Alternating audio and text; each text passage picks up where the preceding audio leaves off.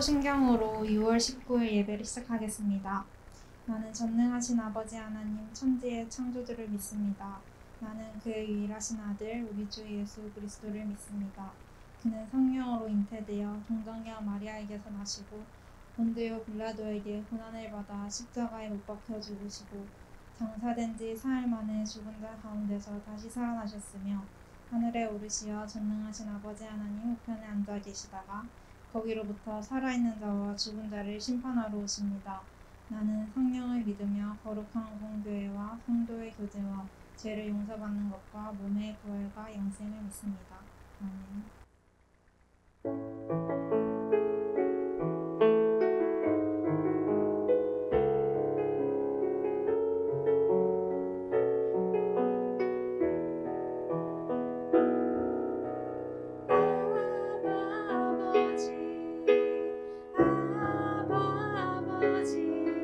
나를 안으시고 바라보시는 아버지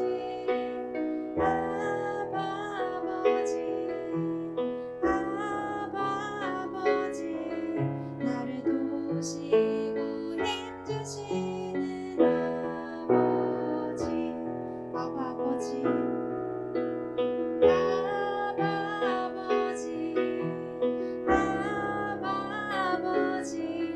나를 안으시고 바라보시는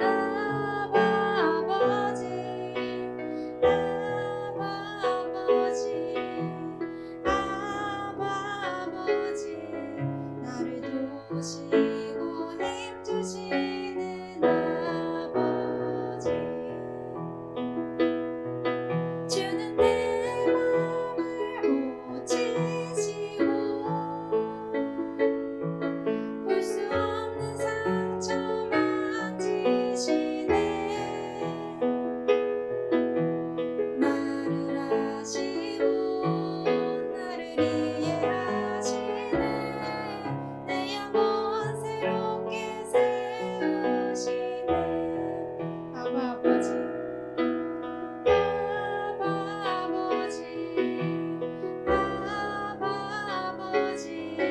나를 안으시고 바라보시는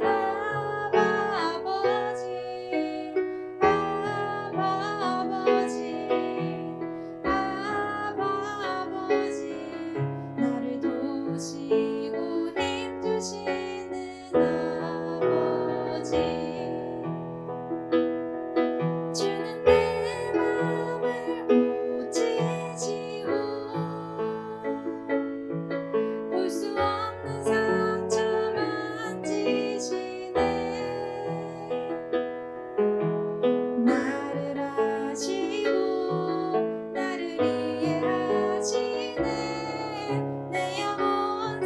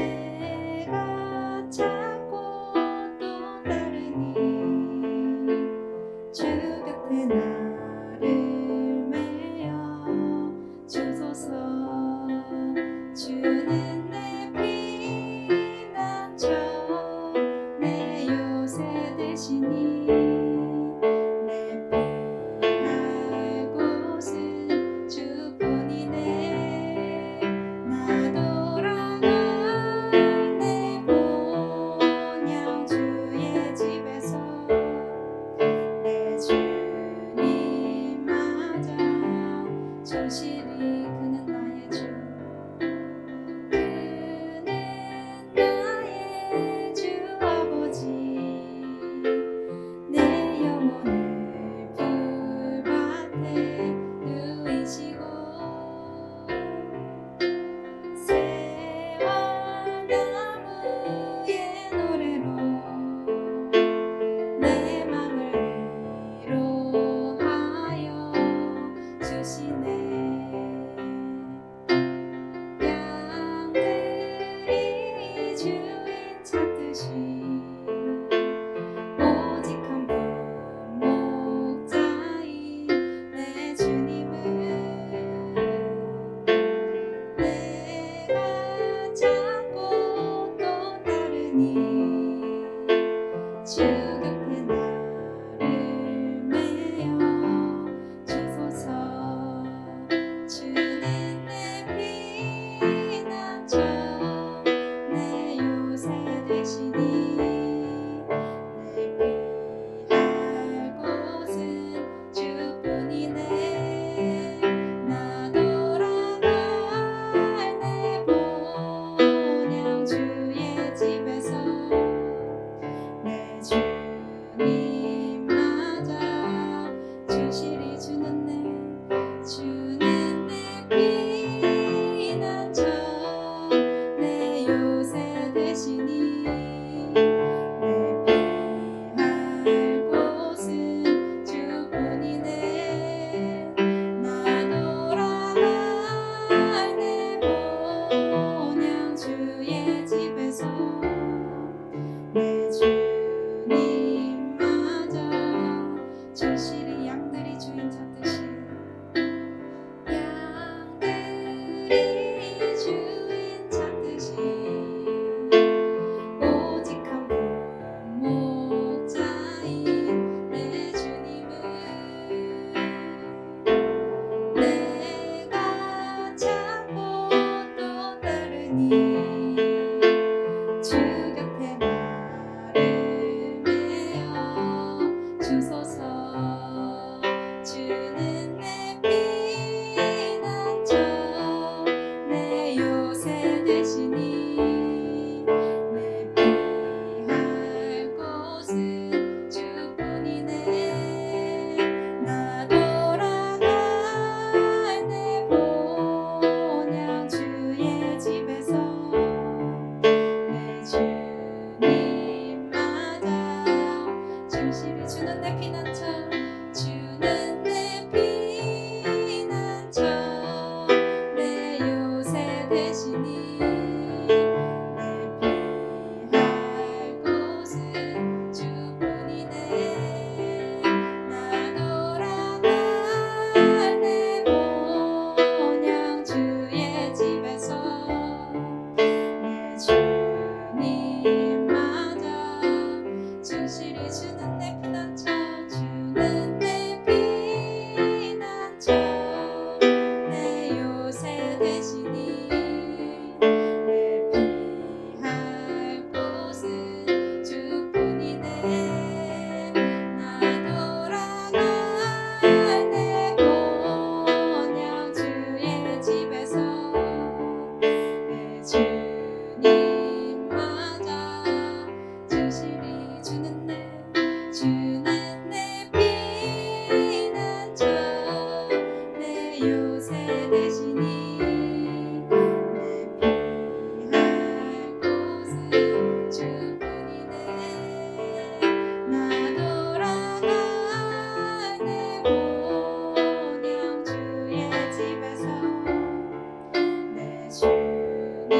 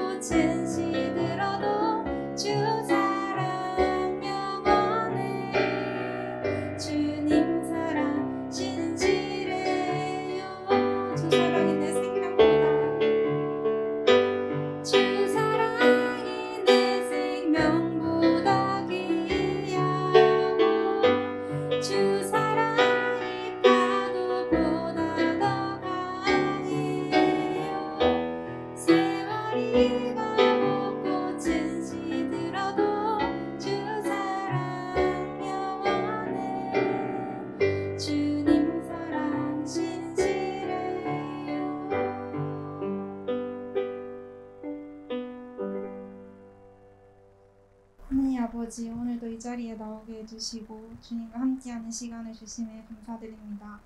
주님, 저희는 살아가면서 많은 선택과 결정을 합니다. 주님, 그 선택은 물론이고 그 결과들이 저희의 뜻이 아니라 모두 주님의 뜻임을 고백합니다. 주님, 저희 삶이 주님께 속한 것임을 알고 주님께 겸손하게 순종하며 나아갈 수 있도록 도와주세요. 또한 기도로서 주님의 뜻을 구해서 주님의 뜻에 맞는 선택을 해나가는 저희 동정이 되게 도와주세요. 부족함이 많지만 각자의 길을 향해 열심히 나아가는 저희 동정에게 위로와 힘을 주시는 주님, 가끔은 힘들고 지칠지라도 하는 일에 최선을 다해서 주님께서 계획하신 일에 사용되기에 충분한 이들이 되게 해주세요. 또한 누구보다 기도를 힘쓰시는 목사님과 부장집사님과 간사님께 은혜를 내려주세요. 예수님 이름으로 기도드렸습니다. 아멘.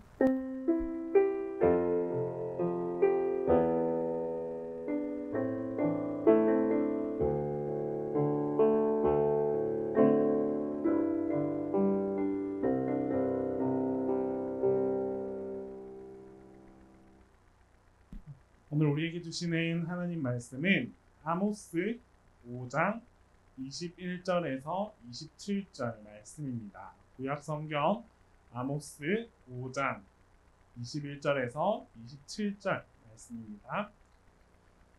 내가 너희 절기들을 미워하여 멸시하며 너희 성회들을 기뻐하지 아니하나니 너희가 내게 번제나 소제를 드릴지라도 내가 받지 아니할 것이요 너희의 살찐 희생의 화목제도 내가 돌아보지 아니하리라. 내 노랫소리를 내 앞에서 그칠지어다. 내 비파소리도 내가 듣지 아니하리라. 오직 정의를 물같이 공의를 마르지 않는 강같이 흐르게 할지어다. 이스라엘 족속아 너희가 40년 동안 광야에서 희생과 소제물을 내게 드렸느냐 너희가 너희 왕 식국과 기운과 너희 우상들과 너희가 너희를 위하여 만든 신들의 별 형상을 지고 가리라. 내가 너희를 다메섹 밖으로 사로잡혀 가게 하리라. 그의 이름이 만군의 하나님이라 불리우는 여호와께서 말씀하셨느니라. 아멘. 자, 오늘은 우리가 함께 아모스에 대해서 함께 살펴보도록 하겠습니다. 자, 이 세상에는 정말 수많은 교회가 있고 또 각 교회가 교회의 역할들을 감당하면서 살아가고 있어요. 그렇다면 우리가 같은 신앙을 가진 크리스찬 청년들로서 여러분들이 판단하기에 교회는 이 세상 가운데에서 그의 역할을 잘 감당하고 있을까요? 아니면 그렇지 않을까요? 한번 손을 들어볼까? 나는 우리 교회가 꼭 우리 동신교회뿐만 아니라 이 세상 속에 있는 이 교회가 한국 사회 속에서 교회의 역할을 잘 감당하고 있다. 오케이. 반대로 잘 감당하지 못하고 있다.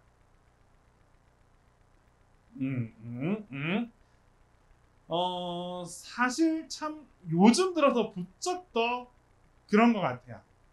부쩍 더 교회가 교회답지 못하다. 그런데 또 한편으로 생각하면 아주 특수한 몇몇 교회로 인해서 교회 전체가 비판받는 것도 사실이에요. 자, 이렇게 여러 가지 세상이 혼란스럽고 특히 코시국 가운데에서 많은 어려움과 많은 혼란과 많은 일들이 펼쳐지고 있는 이 가운데에서 교회가 어떤 위치에 서 있고 교회가 어떤 역할을 감당해야 하고 교회가 과연 그의 역할을 잘 감당하고 있는지 없는지를 우리는 조금은 더 면밀하게 살펴볼 필요가 있을 것 같아요. 농담이 아니라 세상에서 바라보는 교회의 시선은 참 많이 바뀐 것 같아요. 지난주일에도 설문을 통해서 이렇게 봤는데 우리가 쉽게 여러분들의 삶 속에서도 아마 부딪히는 일들이 한 번씩은 나타날 수 있을 거예요. 학교에서든 직장에서든 또 각자가 머문 자리에서든 교회 다니지? 라는 질문이 예전 같지 않다는 것을 조금 느낄 때가 있을 거야. 사람들이 바라보는 교회가 이미 좀 많이 그렇게 바뀌어버린 것 같아. 자, 이런 시국 가운데에 오늘 이 아모스는 우리에게 어떤 메시지를 주느냐. 아모스는 조금 한마디로 얘기하면 정의와 공의에 대해서 이야기를 많이 했던 선지자예요. 그래서 아까 본 것처럼 오직 정의를 물같이 공의를 흐르는 하수같이 이 메시지가 어떻게 보면 이 아모스의 핵심 구절이라고 할 수도 있어.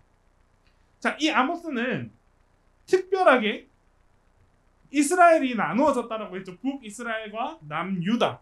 근데 이 아모스는 남유다에 있는 드고아 지역에서 태어난 출신의 선지자였어요.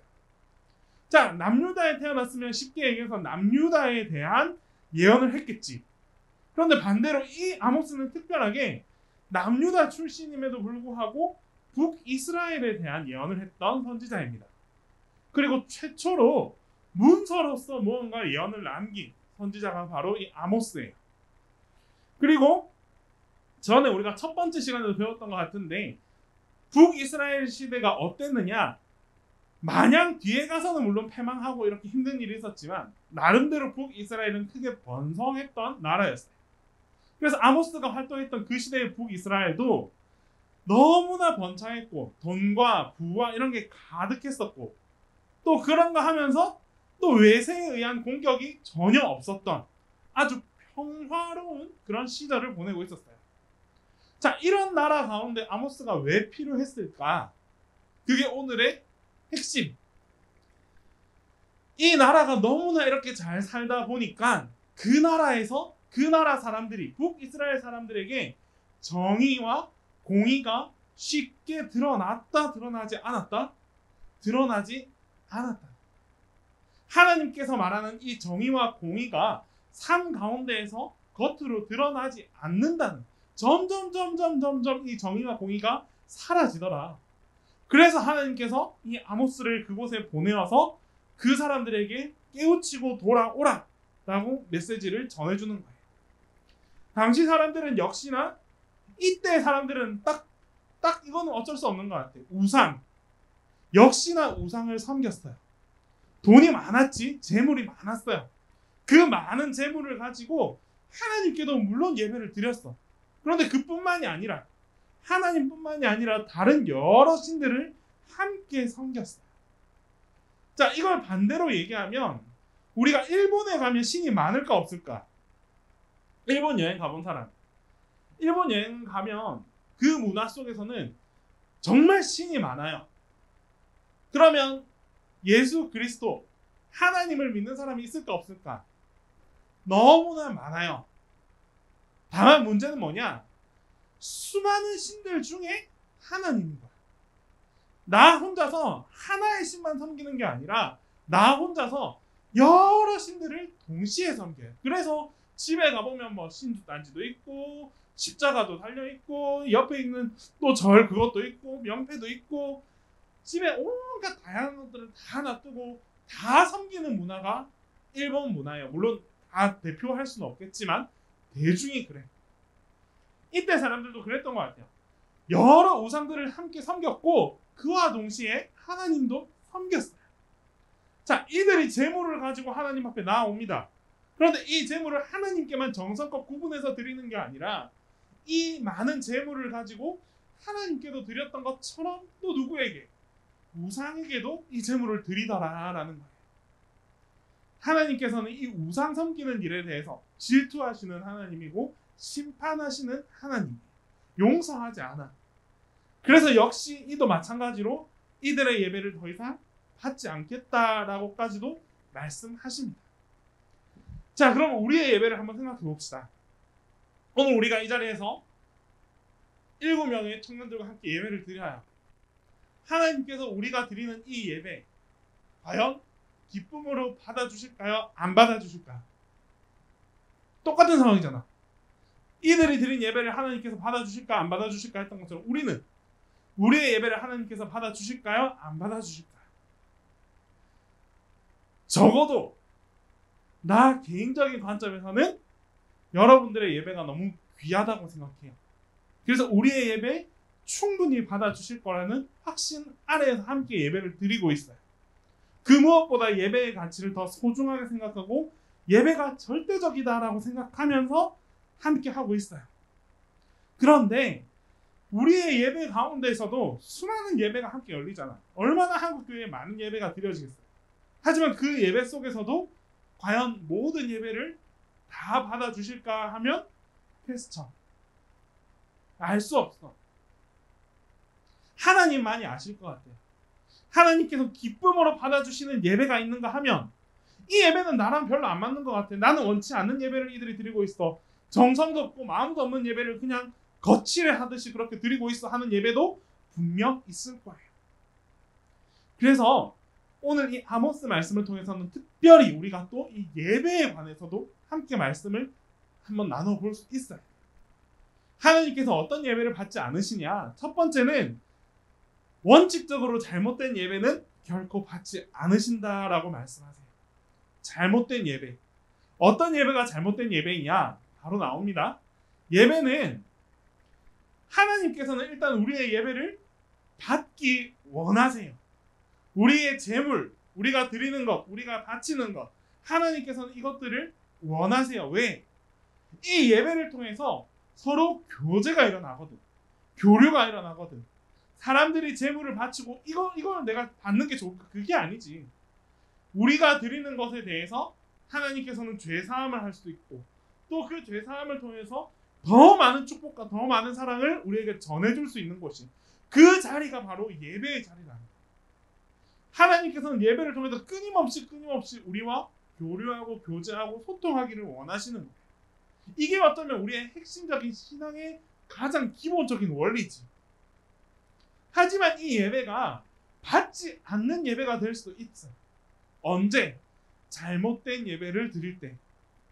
이 잘못된 예배에 대해서 하나님께서 얼마나 싫어하셨느냐 하면 죄와 함께 예배를 드립니다. 오늘 아모스 선지자도 이스라엘이 멸망하기 전에 그 정의와 공의가 사라진 채로 예배를 했다라고 하면서 죄악을 비판하기 시작해요. 이스라엘 백성들이 하나님께 예배를 드렸지만 아모스는 담대하게 얘기해. 뭐라고 얘기했느냐? 외형만 갖춘 예배는 필요하지 않다. 겉모습만 드려지는 예배는 필요하지 않다. 화려하고 휘황찬란하고 보기에 의리의리한 그런 예배 필요하지 않다는 거예요. 그 속에서 정말 죄사함이 있고 그 속에서 죄의 뉘우침이 있고 이래야 되는데 그 죄의 뉘우침은 없고 오히려 죄의 그 본성만 더 높이는 더 커지는 그런 예배 원치 않는다라고 말씀하셨어요. 무엇이 잘못된 예배인지 우리가 분명하게 분별할 수 있어요. 우리가 밖으로 가면서도 아마 청년들 눈높이에서도 쉽게 경험할 수 있을 거야. 우리가 뭐 어떻게 좀 이렇게 대형 교회, 소위 얘기하는 대형 교회, 그리고 큰 교회, 뭐 화려한 교회, 뭐 이런 교회를 가보면 들어갔을 때부터 뭔가 달라지는 느낌이 있어. 힐송 처치에 갔을 때도 그런 걸 많이 느꼈어요. 어떻게 느꼈냐? 들어가면 일단 와해. 사람들 꽉 차 있고 앞에 워십팀, 찬양팀 차 있고 뒤에는 LED 배경, 우리처럼 이렇게 십자가만 달리는 게 아니라 온갖 조명과 이런 게 그냥 꽉 차서 그냥 콘서트장 온 것 같아. 와 하지. 그런데 그 와 속에서 그 한 명 한 명의 예배를 봤을 때 그 한 명 한 명의 예배 가운데 진짜 마음과 정성이 얼마나 담겨져 있느냐를 더 중요하게 생각하시는 분이 하나님이세요. 그냥 예배 자체가 화려하고 좋고 누가 봐도 와 대단한 예배 드린다 이게 중요한 게 아니라 사람의 눈에 봤을 때 좋고 휘황찬란 이게 중요한 게 아니라 하나님께서 보시기에 정말 순결한 마음으로 정성껏 온맘 다해 온 힘 다해서 그렇게 예배드리는 예배자들이 모여있는 그 예배를 원하시는 거예요. 그 예배 안에 죄사함이 일어나고 그 예배 안에 하나님의 사랑과 축복이 내려질 수 있는 그런 장소가 이루어질 수 있다. 이게 아니면 하나님께서 이렇게 말씀하십니다. 무려 한, 둘, 셋, 넷, 다섯, 6개 실태, 미워하고 멸시하고 기뻐하지 아니하고 받지 아니하고 돌아보지 아니하고 듣지 아니하신다. 다 하나님께서 하신 말씀입니다. 미워해도 이만큼 미워할 수 있을까? 싫어해도 이만큼 싫어할 수 있을까? 어떤 사람들인데? 하나님께 예배 드리는 사람이라니까. 하나님께 와서 함께 예배 드리는 사람인데 이렇게 싫다라고 얘기하세요. 무려 6번에 걸쳐서.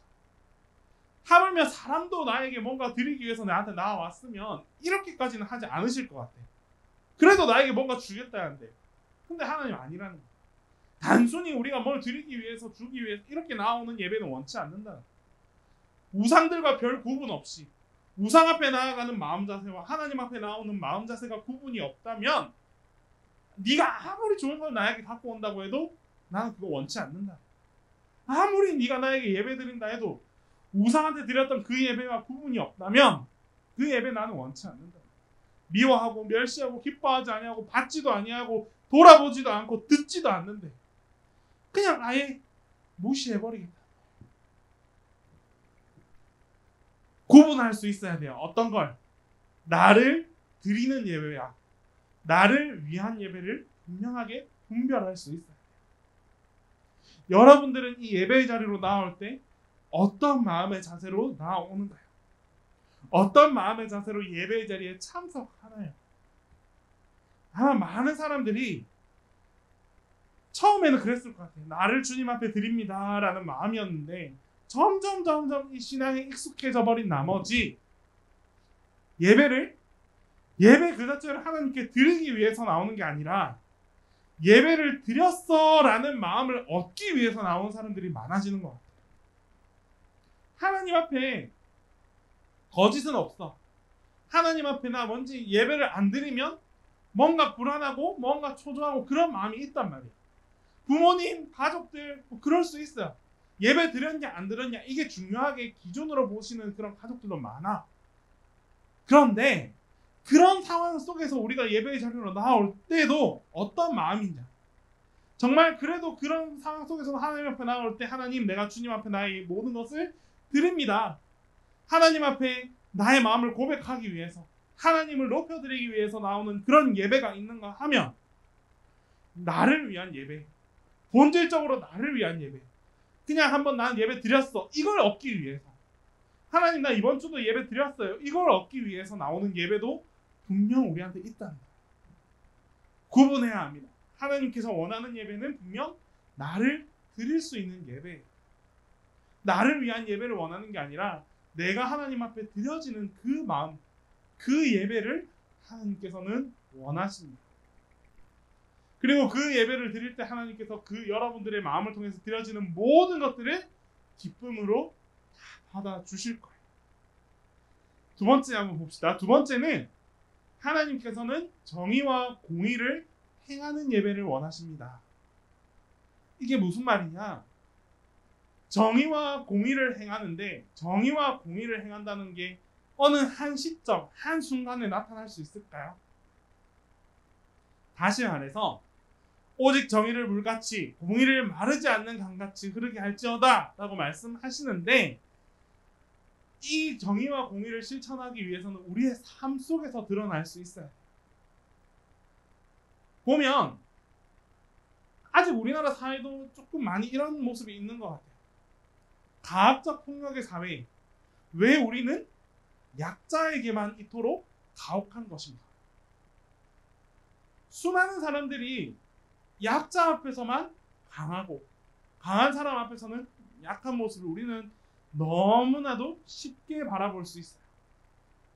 그냥 우리의 삶의 자리에서도 그렇고 뭐 정치에서도 그렇고 나라를 이끄는 그런 통치자에게서도 그렇고 여러 매스컴이나 여러 이슈들을 살펴보면 학교에서도 그렇고 수많은 장소에서 일어나는 일들이 대부분 약자들이 약하게 되는 경우, 약자들에게 가학을 가하는 경우, 이런 경우가 참 많이 일어나고 있어요.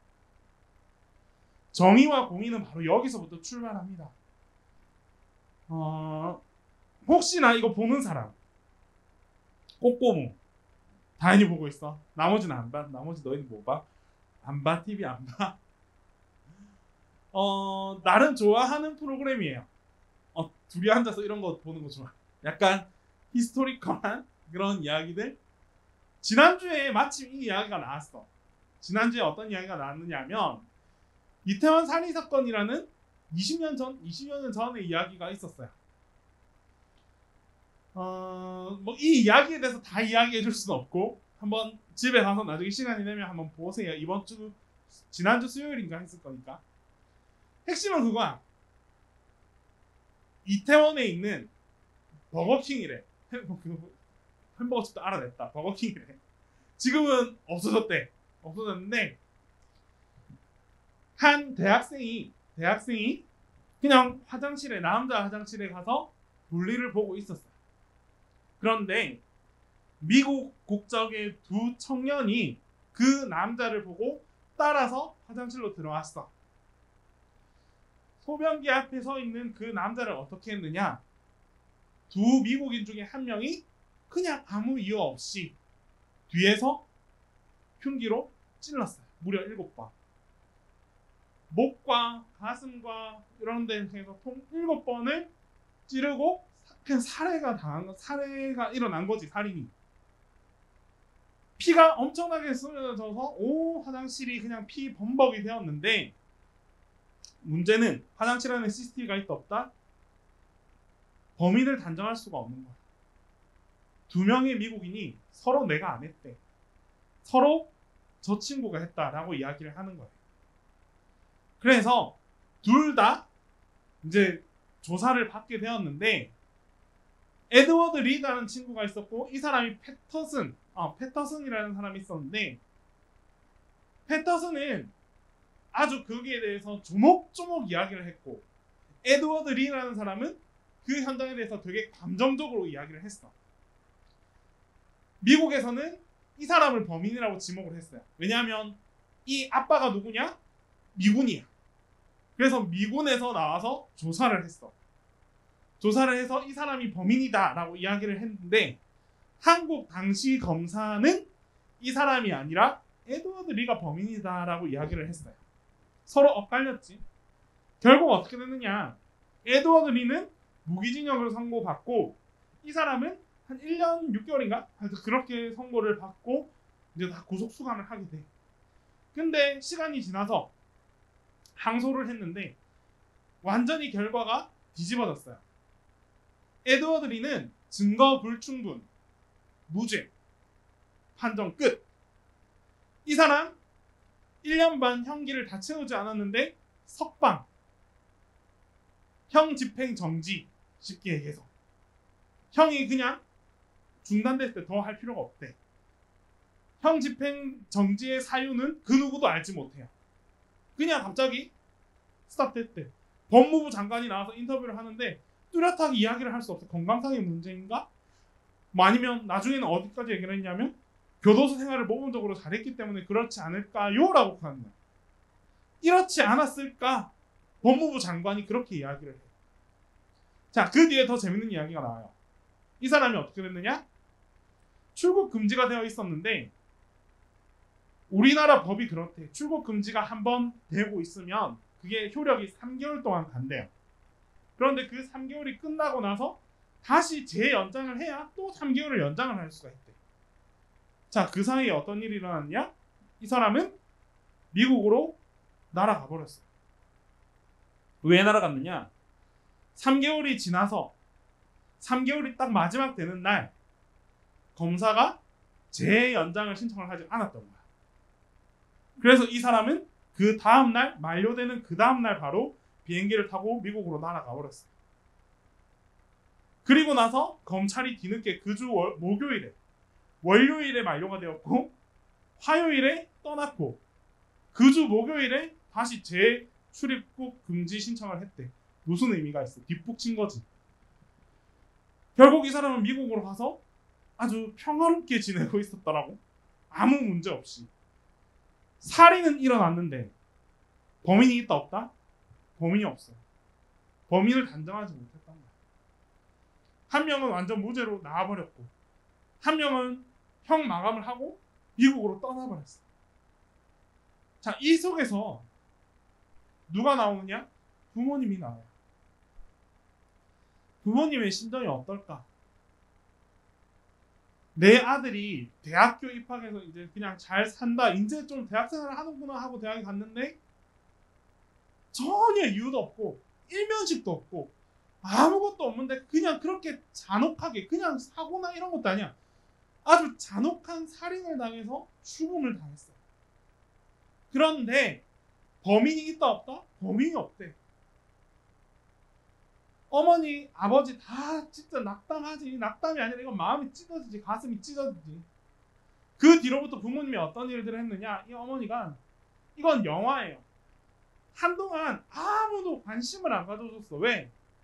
그냥 이 한 사건에 불과했거든. 그래서 법원에 다녀서 수도 없이 검사들을 만나고 이렇게 좀 해주면 안 되냐. 좀 더 찾아달라고 범인을 잡아달라고 이렇게 얘기를 했는데 아무도 들어주지 않았대. 검찰에 가서 나 얘기를 했어. 검사를 향해서 데리고 와달라고. 범인이지 않느냐. 잡아달라고. 조금만 기다려달래. 믿어달래. 그런데 뒤에 알아봤더니 그 사이 동안 아무런 조사한 흔적이 없음. 어머니는 나중에 안 되니까 탄원서를 막 써요. 사람들 일일이 찾아다니면서 탄원서를 제출하기 위해 서명을 받아요. 말이 서명이지. 여러분들 한 명 한 명 만나가지고 이 긴 스토리를 어떻게 다 이야기하겠어. 근데도 그걸 하는 게 어머니의 마음이야. 그래서 진짜 그렇게 해서 겨우 서명을 받아서 들고 갔는데 역시나 알겠으니까 조금만 기다려달래. 그 누구도 들어주지 않아요. 이런 억울함과 이런 눈물의 호소를 그 누구도 들어주지 않아. 자, 그럼 이 뒤에 어떻게 됐을까요? 범인이 잡혔을까 안 잡혔을까? 우연찮게 어느 영화 감독이 이 스토리에서 소재를 얻어요. 그래서 영화를 만들었어. 이태원 살인사건. 장근석이 나온 것 같더라. 범인으로. 그래서 이태원 살인사건이라는 영화가 개봉이 됐고 사람들이 갑자기 관심을 갖기 시작했어. 영화를 통해서. 이렇게 말도 안 되는 일이 일어났는데 아직도 범인을 못 잡았다고 하면서 여론이 일어나기 시작했어. 그랬더니 그제서야 검찰이 움직이기 시작했어요. 그 전까지는 어머니가 그렇게 찾아가서 애원하고 또 애원하고 잡아달라고 해도 정말 들은 척도 안 하고 괜찮다 기다리라고 믿어달라고만 얘기를 했던 그 사람들이 이제서야 여론이 들고 일어나니까 반응하기 시작했어요. 뒤에 결론은 어떻게 되었느냐? 결국 이 사람들이 다 패터슨을 소환해요. 국내로 다시 송환을 해. 그리고 나서 이제 시간이 많이 흘렀잖아. 한 20년이 지났대. 무려 20년. 20년 동안 어머니는 이런 일들을 했었고 20년 동안 그 누구도 바라보지 않았는데 끝에 가서야 이제 사람들이 관심을 갖기 시작했고 그리고 돌아와서 패터슨을 다시 소환시켜서 이제 그때는 시간이 그만큼 지났잖아. 그러고 나서 과학이 이제 그만큼 발달한 거야. 과학 수사가. 시간이 그만큼 흘렀더니 범인을 잡을 수 있는 과학 수사가 그만큼 발전이 된 거야. 그래서 그 사진을 보고 그 단서를 보고 다시 재수사를 해서 범인을 특정할 수가 있었던 거야. 결국에는 누가 범인이었느냐? 패터슨이 범인이었대. 미국으로 간 그 사람이. 다 이제 마무리를 짓고 나서 다 끝나고 나서 아까 혼자 이렇게 외치던 사람들 사이에 수많은 기자들이 마이크를 들이대고 한 말씀 해달라고 이야기를 해. 나는 이게 오늘 꼭 이야기해주고 싶은 건 이거야. 앞에 뭐 스토리 이거는 다 모르겠고 언제 이 어머니의 목소리에 이렇게 귀를 기울였냐는 거지. 그 누가 아무도 기울여주지 않았는데 이게 언제 모습이냐 하면 마지막 패터슨이 그렇게 소환되고 나서 범인입니다. 20년 징역 선고된 그 자리에서 나오는 순간이에요. 법원을 나오는 순간. 수많은 기자들이 몰려와가지고 한 말씀 하시죠라고 이야기를 했단 말이에요. 그때서야 이 어머니의 소리에 사람들이 관심을 갖기 시작해요. 마지막에 어머니가 뭐라고 이야기했느냐 하면 피해자 패터슨이 준 그 상처나 이 나라와 이 법이 나에게 준 상처나 다를 게 없대. 저 사람의 그런 악행이 나에게 상처가 된 것뿐만 아니라 나라가 나를 외면하고 이 법이 나를 이렇게 힘들게 하는 것 이거 더 큰 상처라는 거지. 그리고 나서 아들에게 나중에 한마디 하기를 원하는데 그 한마디가 이제 다음 생에서는 돈 많은 집에 태어나가지고 하고 싶은 일 다 하면서 살아라라고 이야기를 해요. 이게 이 수많은 기자들을 둘러싸여서 했던 어머니의 멘트였어요. 돌아가서 정의를 한번 생각해 봅시다. 이 앞에 이 이야기 속에서 과연 정의는 무엇이었을까? 과연 하나님께서 말하는 공의는 무엇이었을까? 적어도 우리 교회가 하나님께서는 이 신앙을 갖고 있는 여러분들에게 특별한 정의를 요구하실 거예요. 그리고 그 정의는 다른 데 있는 게 아니라 이런 이웃들을 우리가 돌아봐 줄 수 있는 거예요. 이런 어려운 사람들, 이런 힘든 사람들의 목소리를 들어줄 수 있는 것, 귀 기울여 들어줄 수 있는 것. 그 누구도 이 사람의 외침에 대해서 반응하지 않았다는 거예요. 그때는 교인들이 없었다고, 크리스천들이 없었다고. 아니지. 더 했으면 더 했지. 하지만 결국에는 다른 게 하나도 없었다는 거예요. 이 나라에서, 이 땅 가운데에서 이런 어려운 일, 이런 악한 일을 보았을 때 그들의 목소리에 귀 기울여주고 그들의 아픔에 동참해 줄 수 있는 그런 크리스찬이 과연 얼마나 있냐라는 거예요. 사랑의 교회고, 사랑의 종교이고, 사랑의 핵심이고, 사랑과 배려, 희생, 이게 핵심인 종교가 바로 우리 기독교인데 우리마저도 이것을 과연 세상 속에서 얼마나 실천하면서 살아가냐는 거지. 정의와 공의는 다른 데 있는 게 아니라 하나님께서 요구하시는 우리에게 말하는 그런 정의는 어려운 이들, 가난한 이들, 힘든 이들, 고통받는 이들에게 목소리를 귀 기울여주는 거예요. 그들의 목소리에 귀 기울여주고 그들에게 관심 가져주고 그들이 도움을 구할 때 도움을 줄 수 있는 것. 그게 정의롭고 그게 공의로운 거예요. 내가 원하는 목소리, 내가 듣기 원하는 목소리가 얼마나 많아. 하지만 그런 목소리에만 귀 기울인 게 아니라 정말 나를 필요로 하는 곳에 내가 들어주기를 원하는 그 사람의 목소리에 반응해 줄 수 있는 사람. 그게 우리가 정말 필요한 이 땅에서의 정의와 공의를 실천하는 삶이라는 거예요. 이런 삶을 우리가 살아갈 수 있어야 돼요. 하나님께서 원하시는 정의와 공의를 우리가 이 땅에서 실천하면서 살아갈 수 있어야 돼요. 삶 속에서 우리의 예배자가 되는 방법은 멀리 있지 않아요. 우리의 예배를 받으시는 하나님께서 원하시는 예배, 그 예배에 속한 그 예배자가 어떤 예배자들이냐? 우리의 삶 가운데, 평상 속에서, 일상 속에서 그러한 삶을 살아가는 사람, 정의를 실천하는 사람, 공의를 실천하는 이들의 그 모습들, 그런 사람들이 드리는 예배를 하나님께서는 원하신다라는 거예요. 말씀을 정리합니다. 이제 정말 하나님께서 가장 기뻐하시는 것은 역시나 예배입니다. 하나님께서 가장 원하시는 것은 여러분들이 드리는 그 예배예요. 하지만 그 예배를 드린다고 해서 다 원하는 게 아니라 그 중에서도 구분된 예배, 정말 하나님께서 받으시는 온전한 예배를 하나님께서는 기뻐 받으세요. 그 예배가 어떤 예배냐? 여러분들의 삶 속에서 정의와 공의를 지키는 삶, 정의와 공의를 실천하는 삶, 그 예배자가 드리는 예배를 하나님께서는 받으시고, 잘못된 예배에 대해서 흔들리지 않고 분별할 수 있는 그 예배자의 예배를 하나님께서는 원하십니다. 이제 우리 청년이잖아요. 우리가 생각할 수 있고 우리가 판단할 수 있고 더 나아가서는 우리가 어떤 이들에게 도움을 줄 수도 있는 때예요. 때문에 하나님께서는 여러분들에게 이렇게 요구하시는 것 같아요.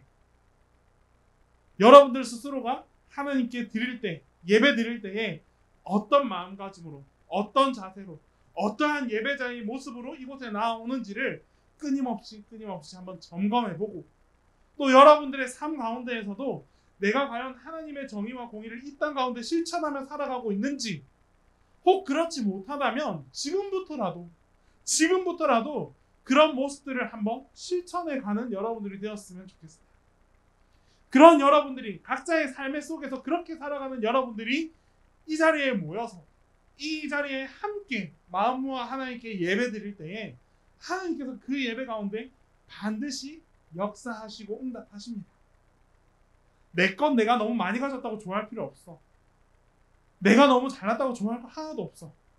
오히려 그렇게 여러분들에게 주신 것들이 많다면 그것은 하나님께서 나누어라.